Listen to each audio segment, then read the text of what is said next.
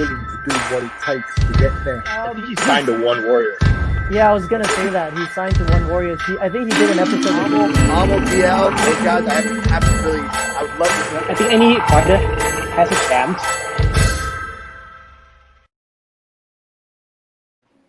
Assalamualaikum, salam sejahtera. Very good evening and welcome to our Masma live page right here with myself, Rashid Saleh, and also Danci from Safo, Malaysia. Selamat datang kepada semua para hadirin sekalian pada malam ini. We've got a very special show tonight. As the title suggests, we have organisers in MMA and also in martial arts that we have invited for the show tonight. Is something very interesting, and for those of you who don't know what it takes to organize an event, well, you can ask away. We have we'll open the comments obviously to everyone who wants to know what it's like to organize an MMA event or even a martial arts event here in Malaysia. And whilst during this MCO, as you've known, that a lot of events have been cancelled due to the COVID-19 pandemic. So let's go invite them in. Kita akan jemput tetamu kami pada malam ini. Let's start with a good friend of mine. He is the organizer of actually Mma as well, and he created Malaysian Fight Fest. Welcome to our show, Henry Go. Hi Henry, how are you? Hi Rashid and Dan. Yeah, good, all good. Yeah, very good morning to everyone. You being all right? Yeah. I see your hair. Yeah, last month it was like almost bald. Now like going back. Yeah, and I shaved myself. Yeah. Okay, looks okay. Yeah. So it hasn't come out left and right. Okay, next up, obviously he is from up north. They have been organizing the Octagon Asia MMA in Penang. Let's welcome Ringo Coldenhoff. Hi Ringo, how are you? Hi, Mr. President. Good evening. A very good evening. Thank you very much. I know up in Penang the signal mungkin not so good, but it's all right. We'll see you in and out. So we'll be obviously we'll be talking to you as well from there.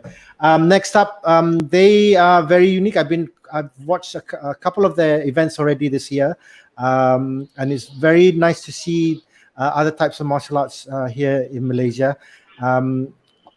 The last one I saw them was at the E-Curve. So let's welcome the organizer and co-founder of AMA Championship, Alex Lim. Hi Alex, how are you? Hi Rashid. Hi Daniel. Hi Ringo. Hi Henry. Yeah. Okay. And finally and not least, is one of the oldest, probably the oldest organizer for this type of championship and martial arts in Malaysia. Kita mempersilakan pencipta dan juga penganjur F3 Origin Championship, saudara Marzuki Ismail. Abang Ki, how are you? Hello, petang. Good. Sehat sangat, bagus. Okay, sekarang kita akan keluar ke PKPP pada 2 hari lepas ni. So I will leave it to Danci to do most of the interviewing. Tapi kalau ada soalan saya akan masuk. Okay. So, alright guys, thank you very much and have a good show. Okay, so we're left with all of us now, and obviously in most of our shows we always start the show off with an introduction, and I think Rashid gave a little brief introduction of who they are, but let's get to know them in great detail about the shows that they organize. And we'll start with Henry Go and talk to us about, a lot of us know about Mma, and maybe a few of us know about Malaysian Fight Fest, but do tell us through your experiences of Mma, and tell us why do you do these kind of organizations, fight shows? Okay, it talks back about 7 to 8 years back, where actually the first show that I've seen, the first MMA show in Malaysia that I've seen is actually 1FC, where when you saw the first Malaysian fighter, Peter Davis, was fighting in the ring, an MMA ring in 1FC. There was a time that I actually was get astonished I was saying, wow, Malaysian can actually do MMA shows. I mean, MMA fighters were actually fighting in the international championship league. So this was the time that I quickly went to see Peter, and I decided to join the MMA training this is where I met them. And unfortunately, what I actually realized was all these fighters they got paid really low to just fight. And this is where actually inspired me to start up our own FC, where I actually get in touch with Jason Law, and we start up a Mma, which is a Malaysian MMA fighting championship in Malaysia. It was like 7 to 8 years back. And the show runs pretty smooth for the past 7 years. And thereafter, I created another, more, I would say, more amateur championship league, which is My Fight Fest. Yeah. Okay, and the thing about My Fight Fest that I want to ask you about is that it was one show only for My Fight Fest, and then the second one you did was Selangor Fight Fiesta. Is that right? Yeah. Basically, it is the same. I think it's actually the reason why I'm actually doing one show is because first thing is location wise. I was trying to make sure every show that we run can do a live stream, but unfortunately for the Selangor Fiesta, it was fully funded by the government, and they wanted to change the name from Malaysian Fight Fest to Selangor Fighting Championship. So there you go. You have a SMAF instead of My Fight Fest. I see. Yeah. Okay. So, all right. I understand the difficulties, and obviously later on I'm going to ask why, one of the questions I have for actually all of you in the panel guests here is why is it very difficult for us to have more platform of shows? But we're going to continue on with the introductions, and the second person I'd like to bring to give us their backstory will be Alex Lim. Alex, please tell us, you are a man, you are not only an organizer, you are a fighter yourself, and I think you dabbled onto a little bit of mixed martial art. So do tell us about your history, and how did AMA start as well? Yeah. Okay. I started my martial art journey back in my uni days in Australia.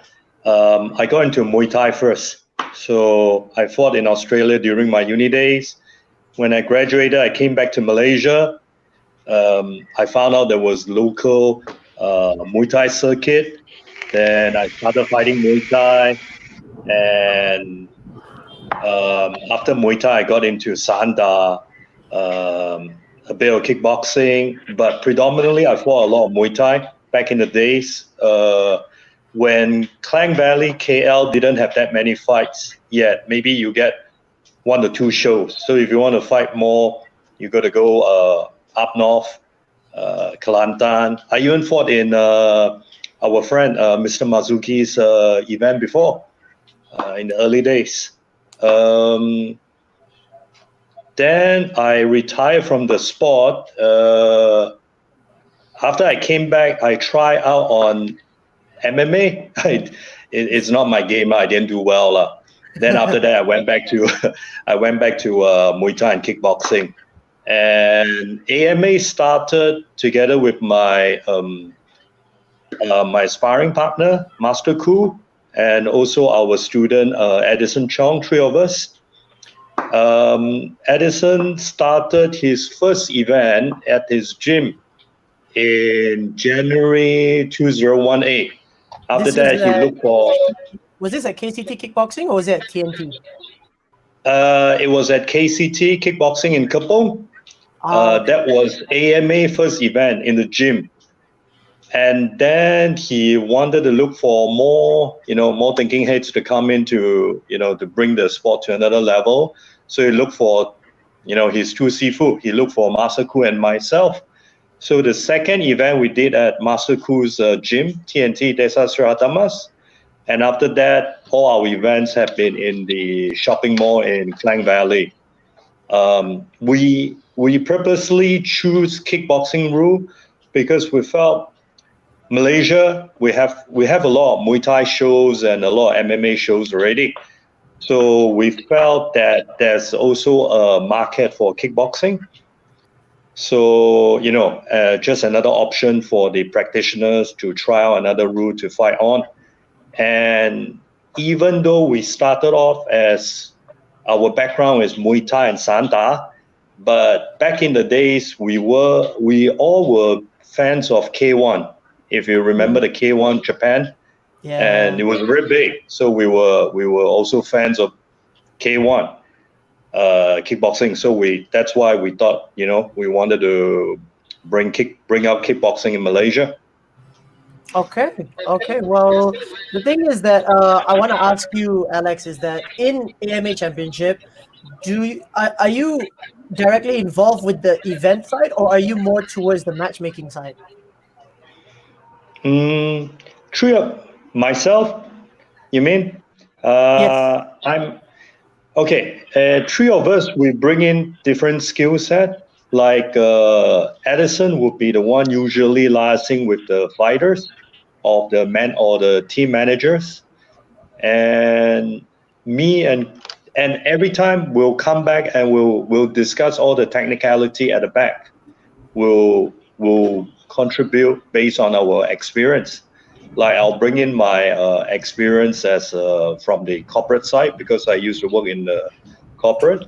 Ku will bring in his experience from his experience in IFMA, in Santa, more on the technical like referee judges side. And Edison will bring in his skill set from the social media because he worked a lot on the social media marketing.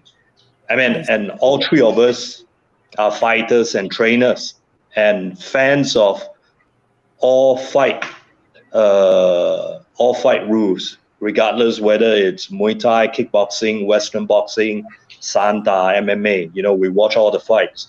So you see, three of us combine all our experiences and perspective to bring out AMA Fighting Championship. Well, we have a question here on Facebook. Directly asked at you, Mr. Alex from Farah Fadil. She's asking if between Muay Thai and kickboxing, which one do you love? Which one do you prefer? I love both because I have more Muay Thai fights than kickboxing fights. Because when I got approached Malaysia, there's not that many kickboxing fights during my days. So I fought mostly Muay Thai. In the younger days, I prefer Muay Thai because in the younger days, I trained a lot. I spent like 70% of my personal time after working hours training. But I retired for like 4 years. Ever since I come back out from retirement, I don't train so much. I just probably train 2 sessions weekly, but I still jump into the fight. It's silly, I know, but I love fighting and sparring. So nowadays I don't train so much. I prefer kickboxing more because kickboxing, there's no elbow.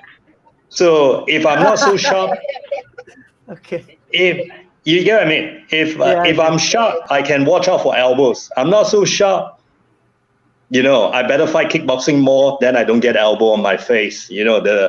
After the fight, the next week I won't go and see a client and client say, hey, what happened to your face? Oh, I got elbow. Yeah, So it's mainly just to keep your face handsome lah.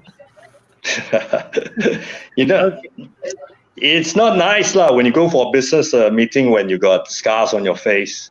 Okay, fair enough. Well, moving on towards the next introduction, I want to get involved with one of the pioneers, and some may say he's one of the godfathers of MMA or in martial art in Malaysia, Mr. Marzuki. Selamat Marzuki to the show. Then right now, do you mind giving yourself an introduction? And the history. I think F3 Origin Fight Championship dah lebih 10 tahun dah kan? Lebih. More than that. We started F3. Actually, I started organizing 2006. But it's Muay Thai lah. Based on Muay Thai. Then there's 2 guys who approached me because I'm the one that organizing fight event from 2006 till 2011, 2010, something like that. ada dua orang, two guys who approaching me and saying, why don't Cik Marzuki, why can't you organize MMA? It's growing very fast now to bring them to Malaysia. I said, why don't you guys try? Well, you have all the willpower at the moment, so you already organize a lot, so people know you. Try to organize. Okay, I said can. We try. So I started dengan 3 fight MMA 2011 if I'm not mistaken. That is where I buat mula-mula sekali the pro fight for MMA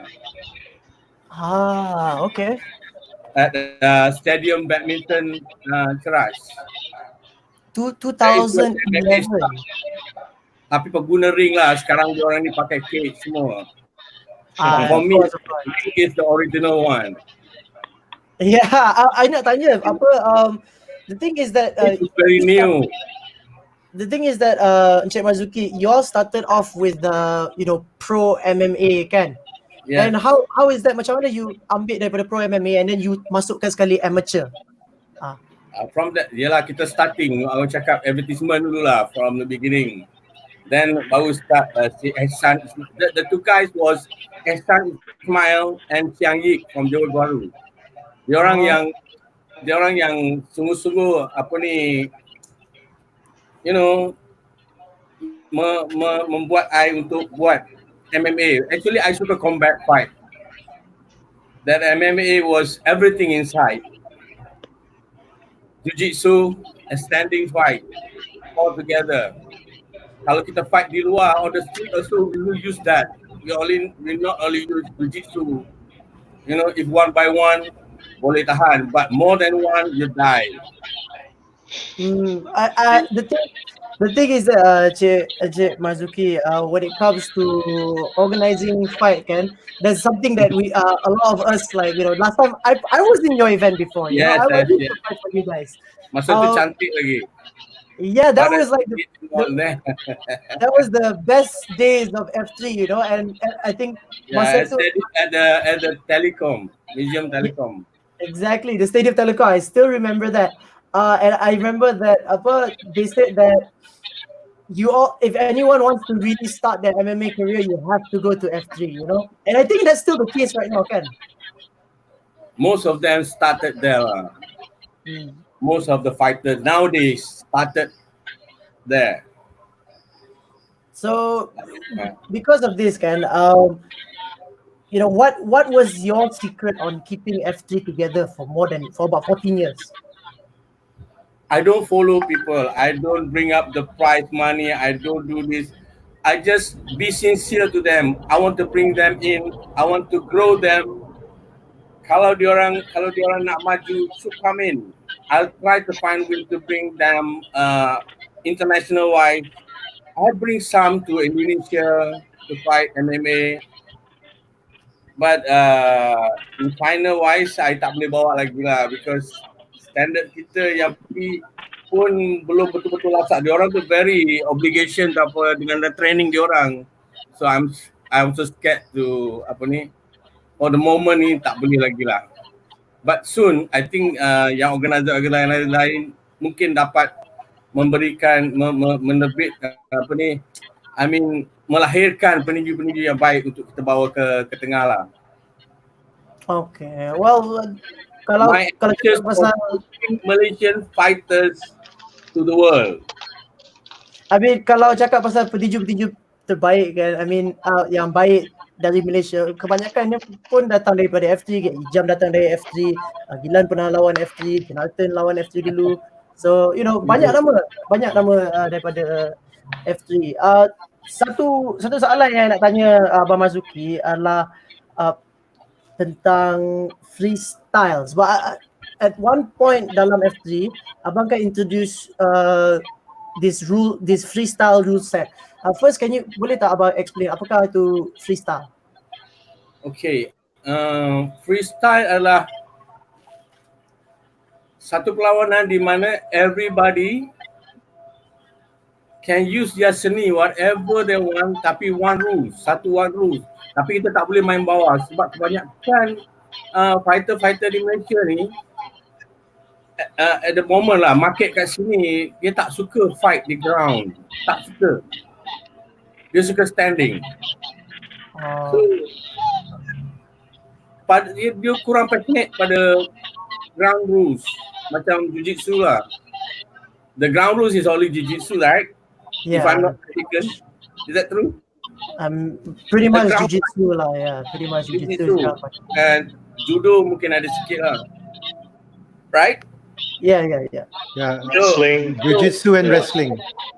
Wrestling lagi satu.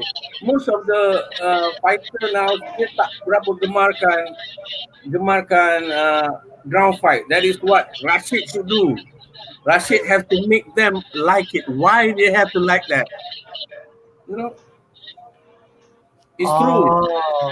Standing fight, kalau fight betul-betul, you know, when you learn martial art, of course, you nak pertahankan diri you.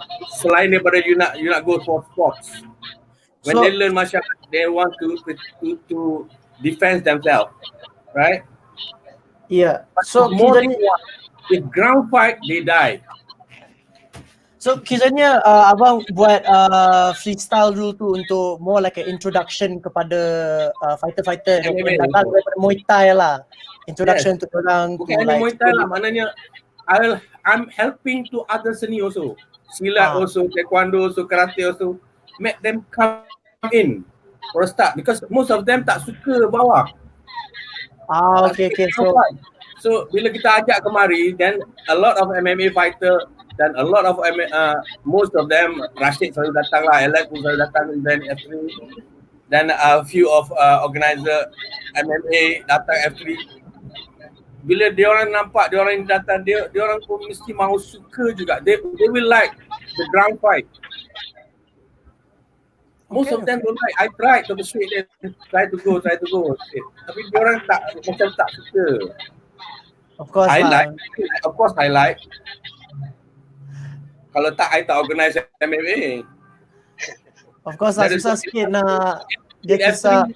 Daniel, there was MMA, freestyle and also boxing kat dalam tu. Freestyle means everything lah, Muay Thai, silat, the things like. Okay. All right. I have a lot more questions to go through with each and every one of you, but I think we're gonna need to get to the last but not least, Ringo Coldenhoff. Now, Ringo Coldenhoff is responsible for one of the more bigger MMA promotions right now in Malaysia when it comes to local shows lah. And Octagon has been doing such a great job at giving our fighters a platform and at the same time doing tournaments. So a little bit of introduction for you, Ringo Coldenhoff. Take it away. Right, thank you, Daniel, for inviting me here. Okay, first of all, I think as MMA is a new and growing sport, we wanted to provide more platform for fighters, especially the amateurs level. Okay, the more platform there is in, then the more fighters could participate. Has exposure and experience is important to fighters' growth. We also believe that MMA is still a niche sport, and by providing the platform, also introduce the community and people about this sport, where it's not just a brutal sport, but there is all between the rules and guidelines plus. Safety is one of the priority even for such sport. Therefore, we create the subsidy fight round one. Then there is focus on especially the fighters who wants to fight and get them ready to debut for the real game. So round one is like a 5 minutes and one round of game that educate fighters from the matchup to the weigh-in rules and all the way to the full cage experience. So that was initially how we started. Okay. Okay. So now I have a specific question for you as well, Ringo. Now, the thing I wanted to ask was like Octagon is fairly new when it comes to like 2000. I think it's like because you did pretty much the entire of last year, right? For Octagon season 1 and 2. Mhm. Before that, you had Warriors as well and Golden Warriors. So, do you mind telling us about that? Okay. Yes. Warriors. When we started Warriors, is because we wanted to try out, if whether pro fighters are being, popular. I mean, in a sense that we're trying to put on pro fighters and try to make the hype of our show. But eventually, as a promoter, not only that we hope the event to be covered well in terms of the budget, costing, and payments through, of course, the digits are important as well. So we tried out for about 6 months or 8, but we didn't want to continue it because it didn't make any money, but it was a total failure, I should say. Yeah. So that's why we came back again. Yeah. We came back again to amateur level. I wouldn't say it was a total failure. I mean, a lot of people still share talk about Golden Warriors, I mean, people like Mehdi Bagheri. I mean, he's not Malaysian, but he was fighting in Golden Warriors. I think that really kicked off his career as a fighter. So I think it's a good thing that you had that promotion going on.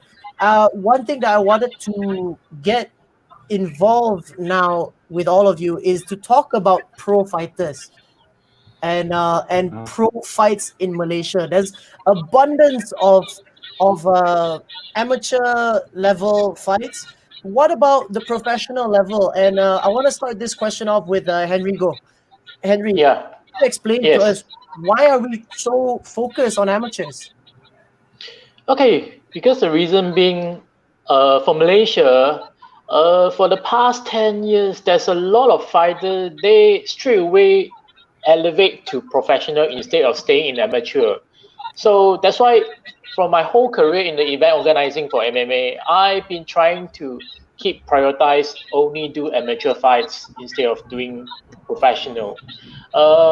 Second reason is because the standard of the Malaysian fighter, they are not up to professional level yet, professional standard yet. That's why this is why until now I still stressing out, let's do grassroots, let's focus on grassroots. Yeah, that's what I'm So okay, but I guess that's the concern lah for professional. I think talent is one thing that's the concern. I think that's a lot of whatever you call amateur fight is already ready for professional. A lot of. You think you also, Daniel, you can fight pro already. Seriously, but maybe you are scared to do so. While we are watching the One FC, I think if you go inside there, I think you are better than most of them. Serious? Thank you, Sifu Marzuki. Yeah. Serious. Oh my God! Okay, thank you so much for that. But I wanted to. That's a few like Eddie Kalai also can. Macam ni I kena masuk juga. Our press definitely have to be in pro. Rashid, if you can bring these few people, few brothers of us, to go UFC or One FC to select, I think they can help. They can help the belt. Seriously. You're right in saying the good thing the conversation we're having right now is good that people are understanding that there are very different types of martial arts. There's the one that F3 is doing, one Valix obviously, and Octagon and My Fight Fest also differs. But what I like about it is kita ada pilihan sekarang. So the good thing of what I've been observing this whole year and learning all about the championships that you guys have organized is memang ada pilihan untuk fighters zaman sekarang. However, I am building from youth. Jadi ramai yang atlet yang lawan dalam ataupun fighting in your championship right now. I'm looking at them right now because mereka semua dapat peluang untuk membuat ataupun they're able to fight in different championships and different styles, which is what I like. None of it is wrong. You guys, it's actually I'm glad that memang ada all different championships because it's good for their education as an MMA fighter when they get older. So right now, you guys are providing everything for them. However, pro, you're right, Marzuki. There are boys who I think can go pro right now, but for me, yang budak-budak sekarang, they have to get the experience first to get to where the current boys are. Most of them, not all of them. Most of them. Yang awal-awal currently memang boleh pro dah. Memang, yes. Now after the 6-7 years that you have to do that to bring them to UFC or UFC. Am I right? It's still a long road. I have a question now. Now, for this discussion, I have a question. Do you think that the reason why a lot of us don't go pro, fighters like maybe Jonathan or people like all of our local fighters, do you think that they don't want to go pro because that the next step of going pro is like going one championship, or looking at UFC? Do you think that might scare them from turning pro? Can I add on? Alex, go first. Alex, go ahead. Yeah, in terms of professional fighting, I'm thinking from fighters' perspective, trainers' perspective, managers and cornermen's perspective. Actually, anyone can be a pro fighter. It all depends on whether you get an even match or not. Like, if you go to Thailand for holidays this weekend, you can even get a fight there. They can match you accordingly. What I'm trying to say is, even professional fighters like me, when I train my students, I always tell them the world fighters, you can break them down into maybe 10 standards, A+, A-, B+, B-, like up to E class. So it all depends whether you're evenly matched. And I've seen good amateur fighters who are more dangerous, who got more higher skill sets than low-level pro fighters. So you can't generalize saying that, all professional fighters are high level. Even professional fighters, you can simply break them down into A, B, C, D, E class. It all depends whether you get evenly matched by the matchmaker or by the promoter. And also, when it comes to Malaysian fighters, don't forget, there are different rule set. We got Muay Thai, we got kickboxing, we got Western boxing, we got MMA. So we can't really generalize everything. Like boxing, we got, what's his name? Suddenly I forgot his name. Ayman? Are you talking about Ayman or? Yeah, we got Ayman. I think he fights around 57 kilo, and we got the light heavyweight. Oh shit! Suddenly. Yeah. I know who you're talking about. Yeah. And Muay Thai, we got heaps of talents from in Kelantan. They might not be good in IFMA amateur rule set, but they are damn good in professional rule set. They are better. So what I'm trying to say is, those amateur dress. So to do that, they don't breathe well, whatever. That is what I heard the complaint about these people. Yeah. So my advice for anyone who wants to fight professional, the main thing is whether you are evenly matched. You see the Angmos, the Masaleh tourists, they go to Thailand for holiday, they get a fight with a so-called tuk-tuk driver, for their first fight. Yeah, and they come back in one piece, It's professional. Once you get paid, you're a professional fighter. It all depends whether you're evenly matched, safely matched. Yeah, well, the other Fair thing enough. also, because it's in Thailand, it's a culture. So fighting and Muay Thai has always been part of their culture. We are building something right here at the moment. You're right in saying yes. There are a lot of amateur fighters who are a lot better than pro fighters right now. I've seen it in my own eyes at the IMF World Championships, where we have amateur fighters who've been fighting 40, 50 fights, and they don't want to go pro. But they're very good. They're much better than a lot of our fighters in Asia, even Southeast Asia. But that's a risk. There was a comment from Rainer Ben. To be a pro fighter is not something everyone can afford. So they have to think about. And we've seen this in the last few years already. Imagine the injuries. Also consider other commitments. It is risky, but then again, big risk comes with big rewards. So again, it is a lifestyle. Once you go pro, there's a lot of things that you have to worry about. Anyway, before we go to the next issue, I'd like to go to our promo minute, which is this.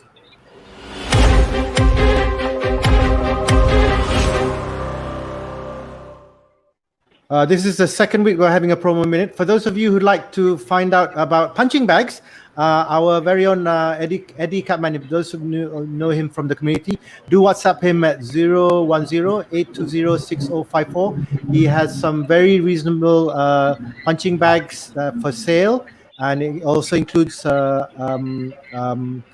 fixing it as well at a very reasonable price. So for those of you who'd like to get a punching bag, please call or WhatsApp Eddie at 010-820-6054. They come in 3 feet, 4 feet, 5 feet, 6 feet. You can have it in sawdust and you can have it in cloth as well.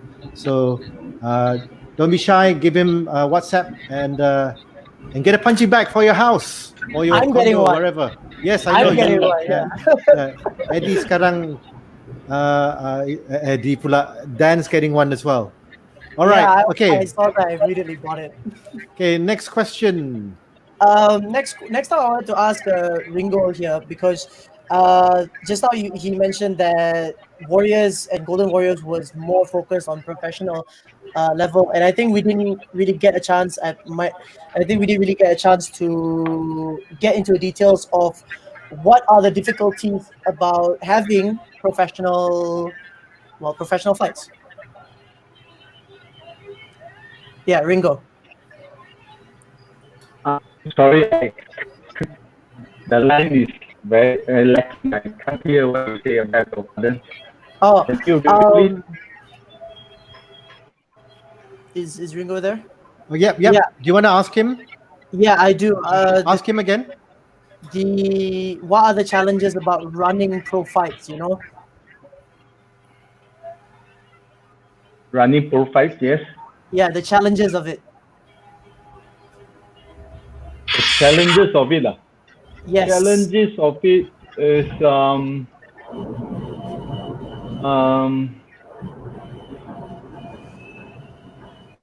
the biggest worry is you hope the event will cover in terms of the budget and costing. That is the biggest challenge, because you have to fly all the pro fighters, with their cornerman. Then you have to provide them with accommodation, and you have to fly them a day earlier for the weigh-in. So they have to stay at least three days. And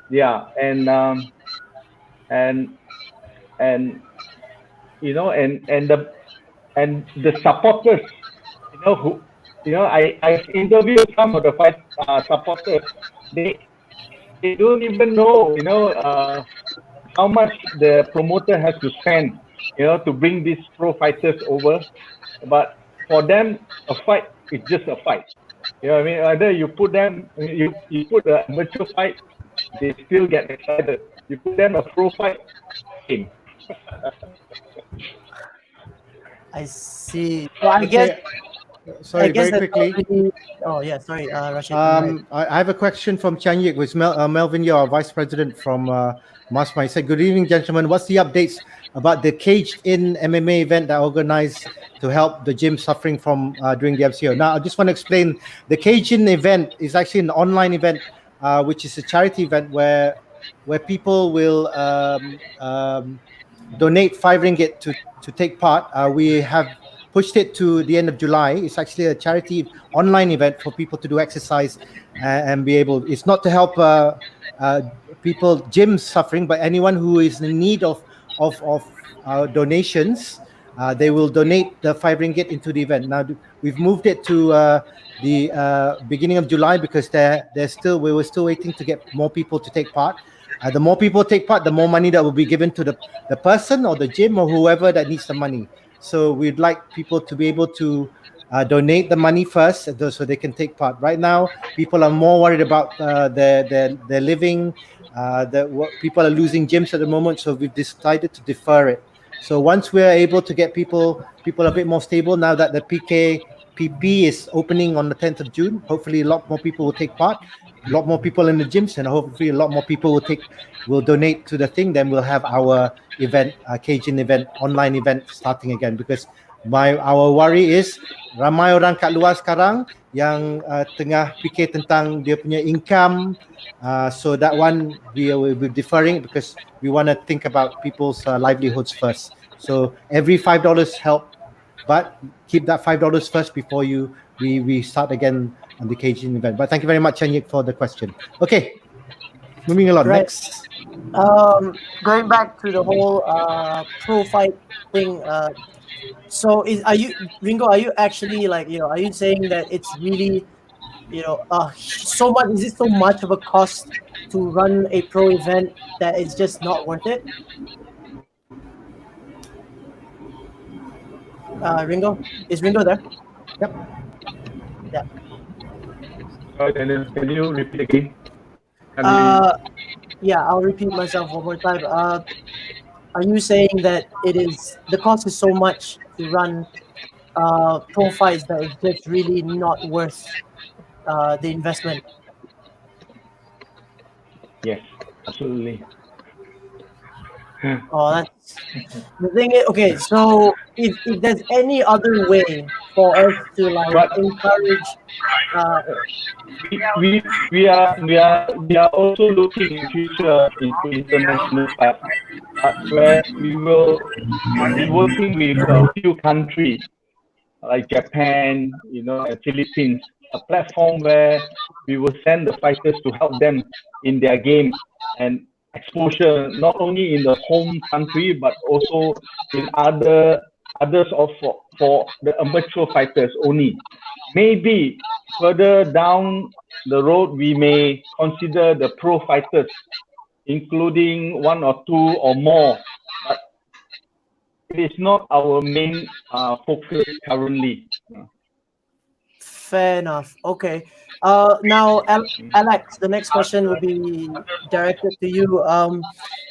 With running all the amateur shows of AMA, what do you think about if you guys were to run a pro fight?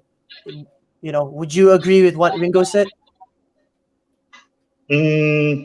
I mean, I agree with Mr. Ringo's points, but I also add on my point. At the management of AMA Fighting Championship, Koo, Edison, and myself, we thought of organizing professional event. But the thing is that the main cost of professional events, of course, even you want to do a very simple setup, a very not like big show like UFC or One Championship. If it's just a simple setup, your main cost is still going to come from the fight purse of the fighters. They might not be A class or B class or even C class in the world standard. They could be D or E, but still, imagine all the fighters. Let's say you got 10 fights of the night. That's 20 fighters. You got to pay for 20 fighters. And if half of them comes from overseas, you got to pay for their flights. You got to pay for their food, their accommodation. Actually, we have done professional fight show before we formed AMA Fighting Championship, when we team up with different business partners, our separate experience. So what I learned was that money would be the biggest challenge for running professional show. So what I did before was, because as fighter, I had bad experience before. So what I do is I make sure all the fighters are paid for the price I promised them. I always guarantee them a minimum payment, and then if I got extra money left, I'll top it up. I always try to avoid overpromise. You get what I mean? Just in case my finance run into problem. So when they are paid exactly as what I promised to them before the show, they are happy. And sometimes when they got surplus fund, I pay them extra. Of course, they are even happier. So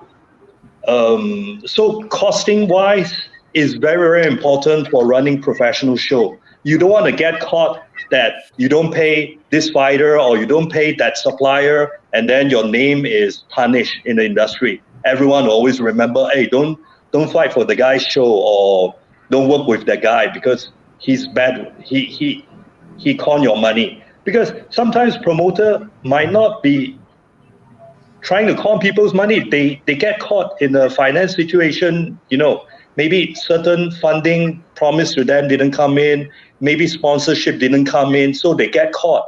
It's a bit like, like contractor, you thought you can do this job, but at the end you found out that the cash flow, you get stuff, or, you get what I mean, right? I do. Yeah. Okay. I think most of the organizers here, we did experience the same thing as what you did. Yeah, Mr. Alex. Yeah, I'm sure. This is also the reason why I insisted Malaysian scene is not ready for mass producing professional fighters.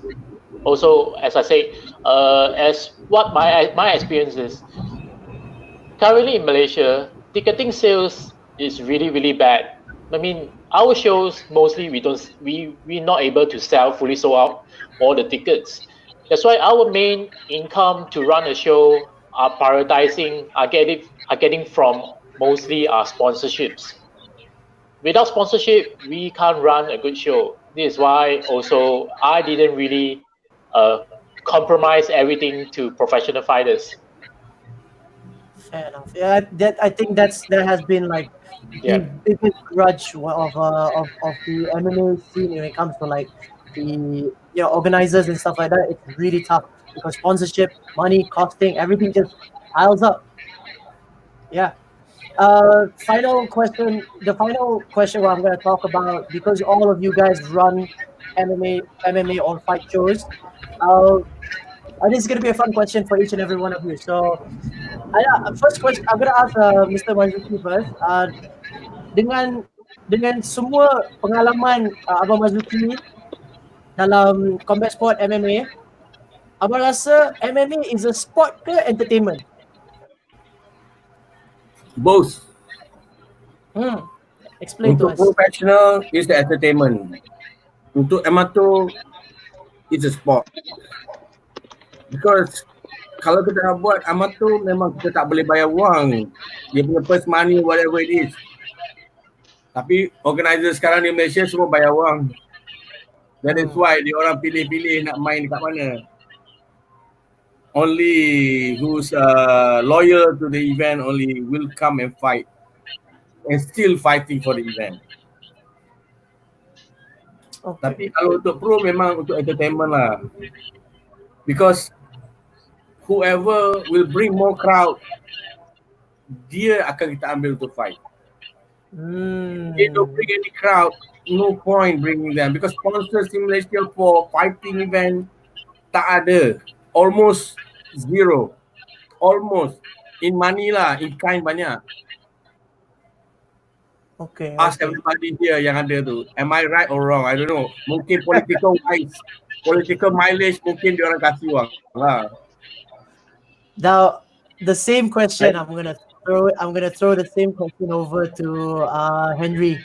What do you think about MMA? Yeah, I think I absolutely agree with what Mr. Marzuki say. Yeah, I mean, for professional, definitely it's more to entertainment, and for the amateur, we are looking more into a sport development. Yes, I absolutely agree with what he said. I mean, he has all the point that I had in my mind. Yeah. Okay. Mr. Ringo Coldenhoff, do you agree with them as well? Sorry, I was disconnected. Basically, my question was that do you think MMA is a sport or is it an entertainment?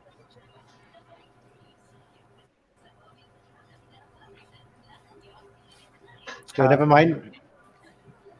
So is MMA a sport or entertainment, Ringo?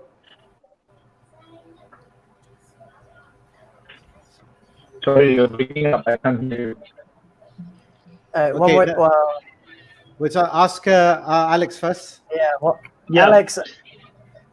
Okay. Any sport is sport, but any sport can be entertaining to the crowd. Even though the fight is amateur, like I say, it's the fight that a good fight, even is under amateur rule set, could be more entertaining than lousy professional fighters who just fight. Some fighters, they just go out, they fight a bit, and they just want to get paid. When I had professional fight show, I told the professional fighter, I know if you're pulling back, if I know you're pulling back, I'm not going to pay you fully. You better make sure I don't catch you on that. So going back to the question, the sport itself is entertaining. It can be entertaining if it's well organized, whether it's amateur rule set or professional rule set. And also, a lot of people, I think they are so used to the big shows like UFC, One Championship, K1, all that. When they think professional, they think it has to be that big. But you think about it, all the fighters, everyone can make it to the high level like that. Professional show can be small, medium. Many scales of costing or costing wise. Professional doesn't have to be like mega millions involved, or it can be very small. I still remember my first professional fight 20 years ago. I think I get paid 100 ringgit or 200 ringgit.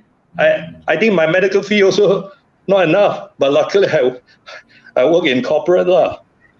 So I feel if there's people out there want to do professional show, if your funding is not enough, you can do small ones.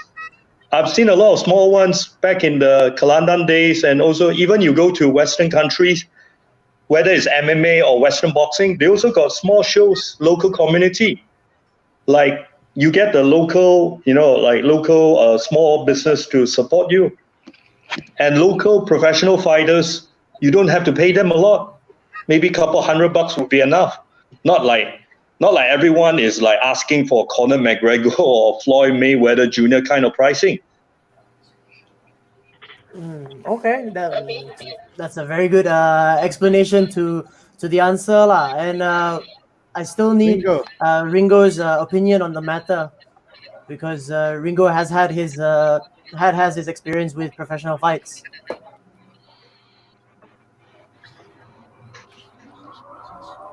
His line is not so good.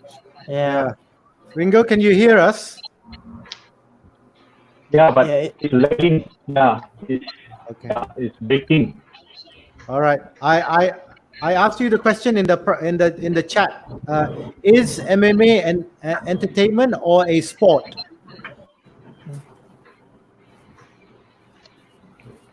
Yeah, we'll give him a second.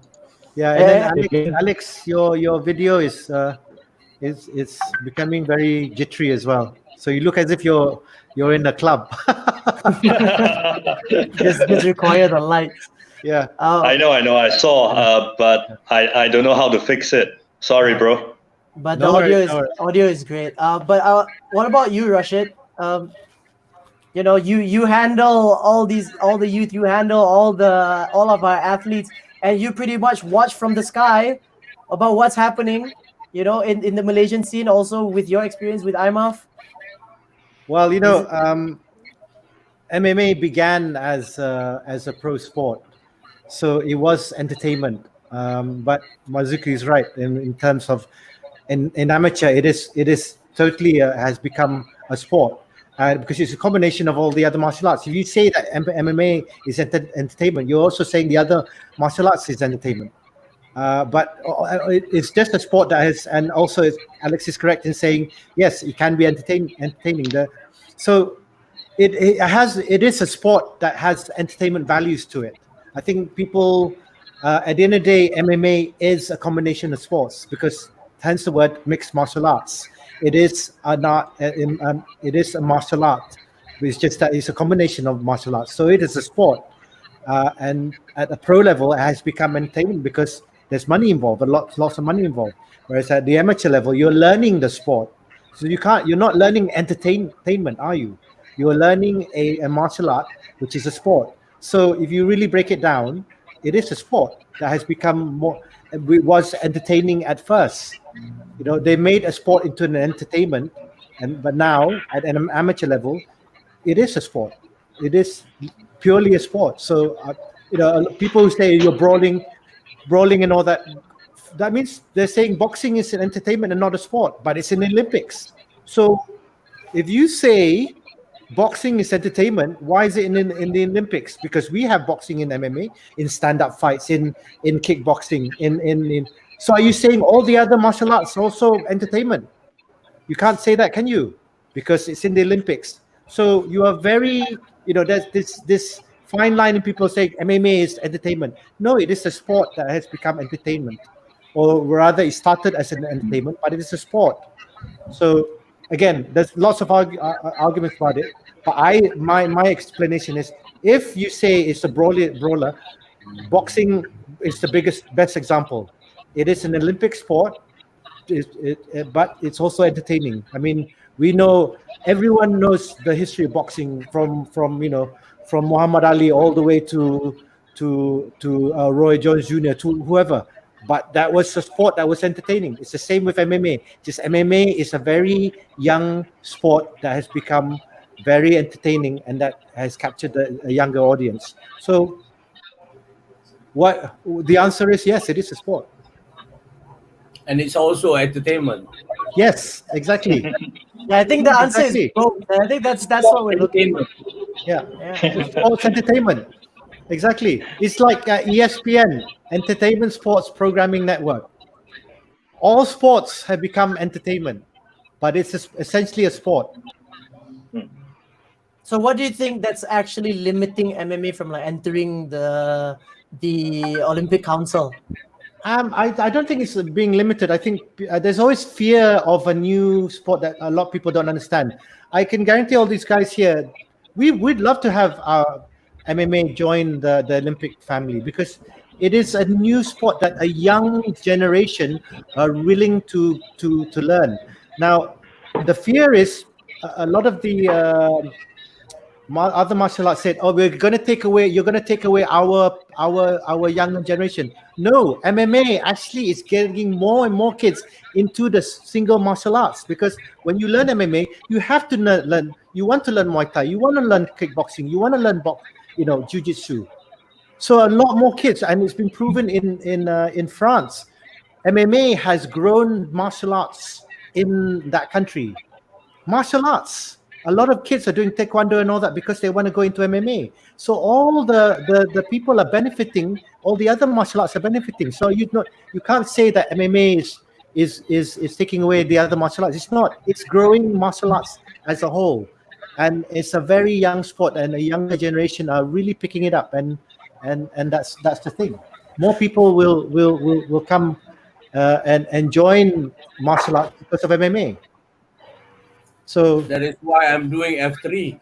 Exactly. So again, the next step was you go to join jiu-jitsu, then you know the ground fight.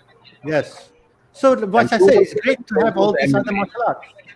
It's very good to have all these other martial arts championships, because I'm very keen to. I mean, like I said, I love going to AMA and F3, because it really helps MMA in the long run, because you're going to get more people having different experiences. So I never, you should never close the door on the other martial arts. You should be one big family. But again, everyone has their mindsets, which is fine. We just need to share that knowledge together. I think it's more about understanding each other's roles and say, okay, this is the way forward. And at the end of the day, MMA will grow very, very fast, whether people like it or not. It is growing very, very fast. Now I got one last question here for Abang Marzuki. Sebab Abang Marzuki, you handle close dengan Muay Thai, Silat, all these like local popular martial art dekat dalam Malaysia lah. I nak tanya, kenapa these people takut sangat dengan nak masuk dalam MMA? Bukan dia takut, sebenarnya sebab dia tak mahu belajar, dia tak nak belajar ground tu. I don't know why, tapi dia macam tak nak belajar. Dia rasa dia boleh menang dengan standing. I said no, you cannot win with standing with MMA, with jiu-jitsu people one by one. You cannot win. So you have to learn jiu-jitsu. Kalau most tak boleh sangat pun, go to YouTube. I said, kalau tak boleh sangat, go to YouTube. That is why if you remember 2013, I do one event, first round standing rules. Only after first round you can do MMA. You can grappling, you can go ground. Only the second round. The first round you must have striking. Only strike. No ground fight. Abang 2013 that will be on the TV Astro Prima.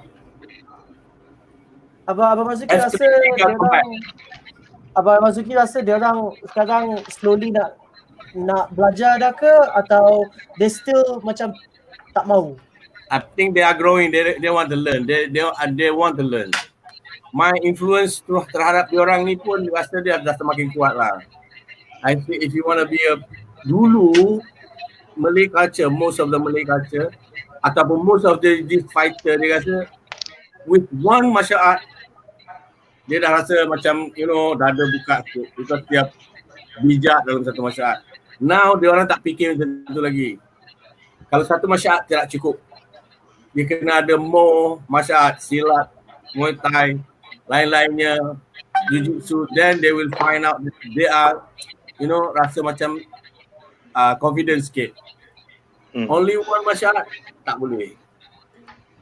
Okay, ya, sebab Abang Marzuki punya event bukan saja yang satu event dalam Malaysia, ada yang untuk tolong kasih awareness lah kepada all these people, especially silat. Sebab I rasa Abang NJ pun ada, Abang NJ? Abang NJ. Ya. Abang NJ pun ada kan buat dia punya event. Dia buat UFF.